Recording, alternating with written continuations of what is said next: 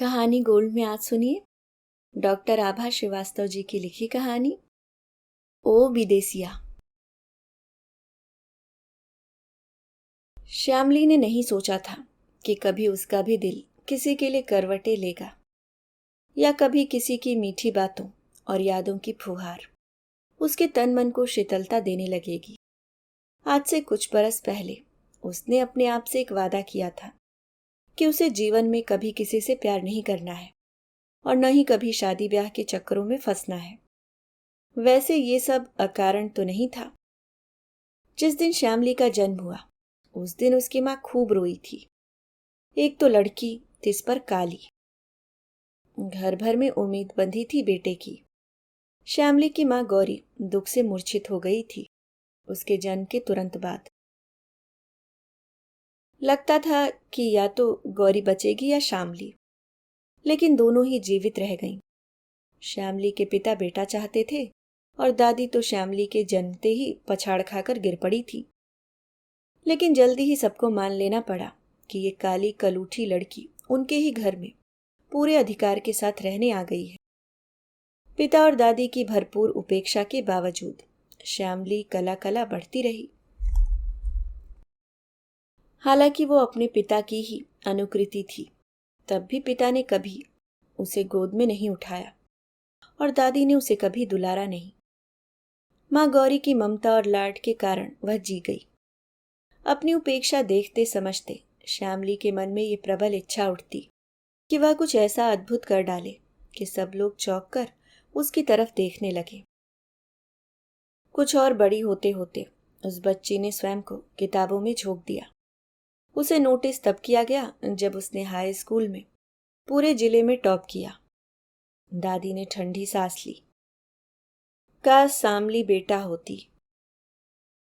इसी तरह first class की डिग्रियां बटोरते हुए जब तक श्यामली एमए में पहुंची तब दादी का स्वर्गवास हो गया। 2-3 बार शादी की प्रदर्शनी में काले रंग के कारण नकारी गई श्यामली ने फिर अपने विवाह के लिए मना ही कर दिया। एमए पूरा करने से पहले ही उसके पिता भी चल बसे।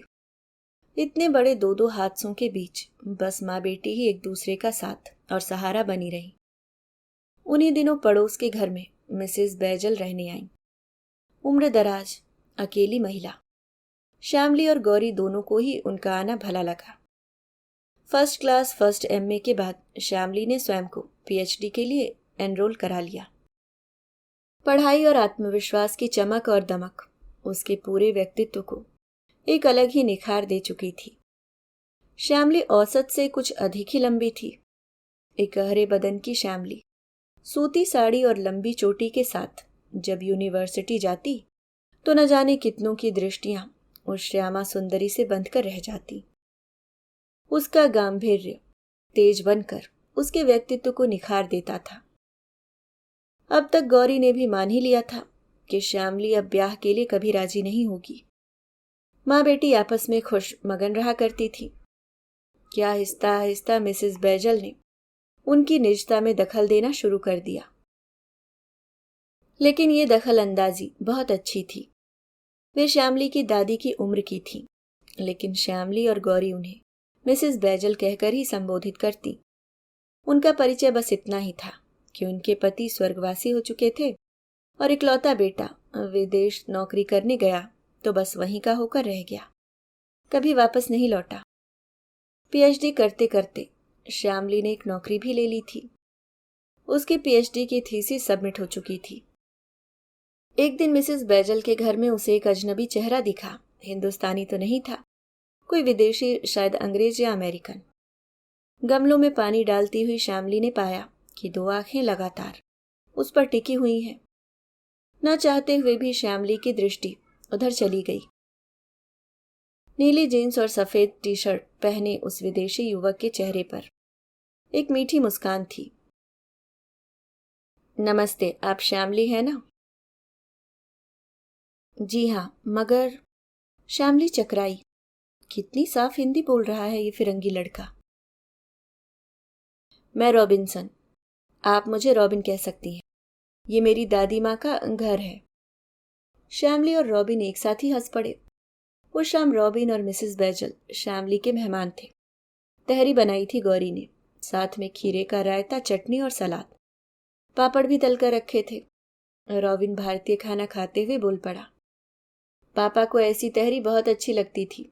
अक्सर वो बनाने की कोशिश करते थे, जबकि मम्मी को तो पिज्जा बर्गर ही अच्छे लगते थे। क्या तुम्हारी मम्मी तुम लोगों के लिए तुम्हारी पसंद का खाना नहीं बनाती है? गौरी पूछ बैठी। मम्मी तो खाना ही नहीं बनाती थी, पसंद नापसंद का तो सवाल ही नहीं होता। रॉबिन ने बड़े सामान्य तरीके से कहा। आपको बताऊं कि मैं जब 11 साल का था तभी मेरे मम्मी पापा का डिवोर्स हो गया था, जबकि लव मैरिज हुई थी उनकी। अब उन दोनों ने अपने अपने अलग अलग पार्टनर चुन लिए हैं। उन दोनों की अपनी अपनी अलग दुनिया है। बच गया मैं, तो कोई भी मुझे साथ रखने को तैयार नहीं हुआ। पढ़ाई का शौक था तो दूसरों की कारें धोकर, घरों में अखबार देकर, ट्यूशन पढ़ाकर अपनी पढ़ाई पूरी की। एक जस्सी आंटी थी जिन्होंने मेरा संघर्ष समझा और मेरी कंप्यूटर साइंस की पढ़ाई का खर्चा उठाया। अब तो वे भी जीवित नहीं रही।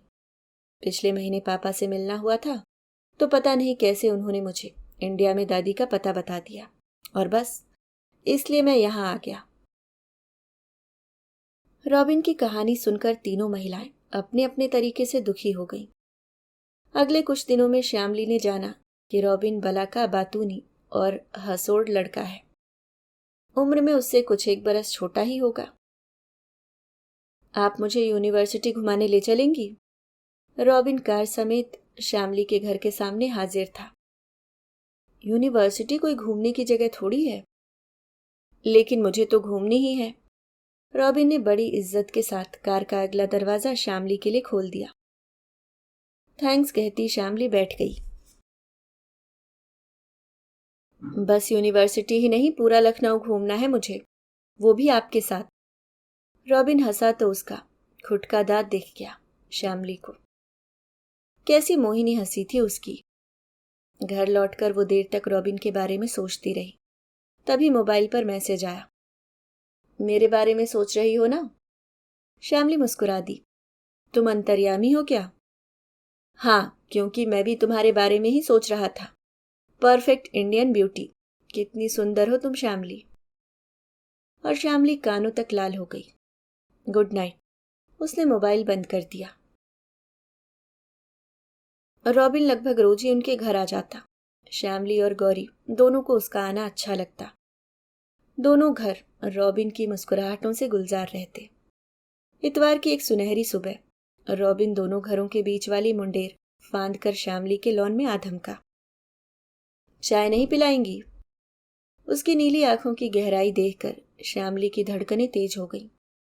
श्यामली की जूठी चाय का सिप लेकर बोला रॉबिन, आज मुझे किसी के लिए गिफ्ट लेना है, मार्केट चलेंगी मेरे साथ?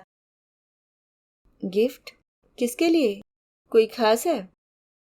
हाँ, है कोई बहुत खास। श्यामली का चेहरा उतर गया। जनपद मार्केट में चिकनकारी के बारीक काम के हल्के गुलाबी रंग का सूट खरीदा था रॉबिन ने, श्यामली की पसंद का। ये तुम्हारे लिए है श्यामली, मुझसे शादी करोगी? श्यामली घबरा उठी थी। वो इस प्रस्ताव के लिए बिल्कुल तैयार नहीं थी। उसके अधर कुछ कहने को फड़फड़ाए, लेकिन शब्द गुम थे। जीवन में पहली बार उसे लगा कि कुछ अनजाने स्पर्श, कुछ अनछुई भावनाएं उसका मन द्वार खटखटाने लगी हैं। मैं तुमसे उम्र में बड़ी हूं रॉबिन, आहिस्ता से वो बोली। बस इतनी सी बात? मैं तुम्हारी हाँ का इंतजार करूंगा श्यामली, कोई जल्दी नहीं है। 3 दिन बाद मेरी वापसी है। इतनी जल्दी? श्यामली बेचैन हो गई। इतने दिनों में रॉबिन का साथ उसे भाने लगा था, लेकिन आने वाले 3 दिनों में भी वो अपनी प्रेम स्वीकृति नहीं दे सकी थी रॉबिन को। रॉबिन चला गया। वही सूनापन, वही सन्नाटा एक बार फिर से उन तीनों स्त्रियों के जीवन में पसर गया था। श्यामली को बोझिल अकेलापन काटने लगा था। वो इन दिनों स्वयं से डर रही थी कि कहीं उसे रॉबिन से प्यार तो नहीं हो गया। रॉबिन के फोन यदा कदा उसके पास आते रहते थे। वो उसे छेड़ता, मेरी याद तो आती होगी तुमको, बस तुम्हारे हाँ करने की देर है।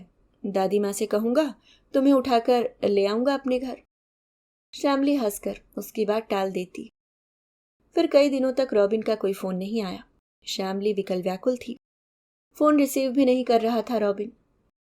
बस एक व्हाट्सएप मैसेज आया था उसका, एक प्रोजेक्ट के सिलसिले में खूब व्यस्त हूँ, काम की अधिकता है, इन दिनों तबीयत भी कुछ ठीक नहीं लगती, जल्दी थक जाता हूँ, सिर में दर्द रहता है, लेकिन फिक्र मत करना, बस एक बार प्रोजेक्ट पूरा हो जाए तब इंडिया आकर दादी माँ की गोद में लेटकर आराम से सोऊंगा।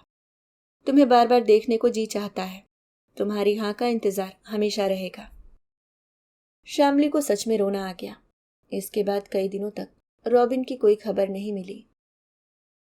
श्यामली फोन करती लेकिन रॉबिन का फोन स्विच ऑफ रहता। श्यामली हर पल उसकी बातें, उसकी हंसी याद करती। रॉबिन के फोन की प्रतीक्षा करते हुए 2 महीने बीत गए। बसंत बीता, फागुन बीता, गर्मियां आ गईं। गुलमोहर और अमलतास अपने रंगों की छटा बिखेरने लगे। यूनिवर्सिटी बंद होने लगी थी। श्यामली अपने डिपार्टमेंट से निकल ही रही थी कि चपरासी ने उसके नाम का एक लिफाफा उसे थमाया। शिकागो अमेरिका का स्टैम्प देखकर श्यामली के उदास मुखड़े पर एक मुस्कान लौट आई। उसने लिफाफे को हृदय से लगा लिया, लगा जैसे रॉबिन ही उसके पास आ गया हो। आहिस्ता से लिफाफा खोला। एक संक्षिप्त पत्र था, किसी डॉक्टर का। श्यामली जी दुख के साथ सूचित करना पड़ रहा है कि मिस्टर रॉबिन्सन अब इस दुनिया में नहीं रहे। ब्रेन ट्यूमर की लास्ट स्टेज होने के कारण उनका ऑपरेशन सफल नहीं हुआ। साथ की सीडी में आपके लिए उनका एक संदेश है। उनकी इस अमानत की आप ही हकदार हैं। नीचे डॉक्टर के हस्ताक्षर थे। श्यामली को लगा जैसे एक चक्रवात ने उसे घेर लिया हो। बड़ी कठिनाई से उसने स्वयं को संतुलित किया। उसके आंसू लगातार बह रहे थे। घर आकर एकांत में उसने लैपटॉप पर सीडी लगाई। उसमें रॉबिन के ऑपरेशन से पूर्व डॉक्टर और रॉबिन का वार्तालाप था। रॉबिन, ईश्वर ने चाहा तो तुम्हारा ऑपरेशन सफल रहेगा। यह भी तो एक चमत्कार ही है कि अब तक तुम्हारी स्मृति ठीक है, वरना इस स्टेज पर आकर। कहते कहते डॉक्टर रुक गए। मुझे पता है कि जरूर कोई गंभीर बात है, तभी मेरा ऑपरेशन हो रहा है। मैं ठीक होने के बाद ही सबको खबर करूंगा, और मुझे ठीक होना ही है, दादी माँ के लिए, श्यामली के लिए। ये रॉबिन की आवाज थी। श्यामली कौन? मेरी जिंदगी श्यामली की अमानत है डॉक्टर। मैं उससे बहुत प्यार करता हूँ, और मुझे पता है कि वो भी मुझे उतना ही प्यार करती है। हाँ, उसकी आंखों में अपने लिए प्यार पढ़ा है मैंने। ओके रॉबिन, सब ठीक ही होगा, भगवान पर भरोसा रखो। श्यामली बिलख कर रो पड़ी। काश वो रॉबिन से कह पाती कि वो भी उसे बेइंतहा प्यार करने लगी है। उसकी यही स्वीकृति दुनिया छोड़ते समय रॉबिन को संतोष दे देती। एक तीखी पीड़ा तीर की तरह उसके हृदय को चीरती चली गई। दर्द की लहर ने भीतर से बाहर तक उसे तोड़ दिया था। अगर रॉबिन को इस तरह चले जाना था तो वो उसके जीवन में आया ही क्यों? सांझ गहराती जा रही थी। खिड़की के पार कोई राहगीर बिरहा गाते हुए गुजर गया। ओ विदेसिया, काहे नेहा लगाया तो सेरे। श्यामली ने अपने मोबाइल में रॉबिन की डीपी देखी और आंसुओं से भरे अनगिनत चुंबन उस तस्वीर पर बरसा दिए। अभी आप सुन रहे थे आभा श्रीवास्तव जी की लिखी कहानी ओ विदेसिया।